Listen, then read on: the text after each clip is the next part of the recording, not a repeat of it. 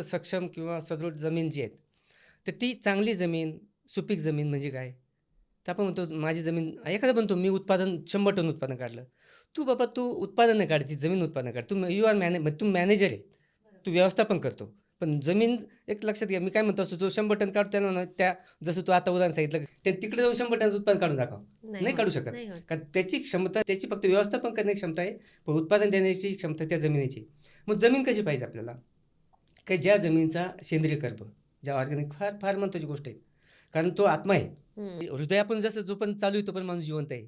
तसंच जमिनीतला सेंद्रिय कर्ब जोपर्यंत चालू आहे तोपर्यंत ती जमीन जिवंत आहे. म्हणून तो सेंद्रिय कर्ब कमीत कमी 1च्या पुढे पाहिजे. अच्छा. 1च्या आता तू सांगितलं आता 0.2 आहेत, मी सांगितलं आता पंजाबमध्ये हरियाणामध्ये 0.3च्या खाली. 0.3. 100% जमिनी 0.3च्या खाली आलेल्या आहेत. बरोबर. आणि मी सांगतो की 1च्या पुढे पाहिजेत.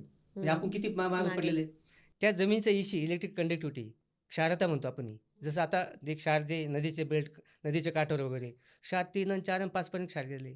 क्षार किती 1च्या खाली पाहिजे. आणि सामू जो आहे पीएच आपण म्हणतो, हा पीएच 7च्या दरम्यान.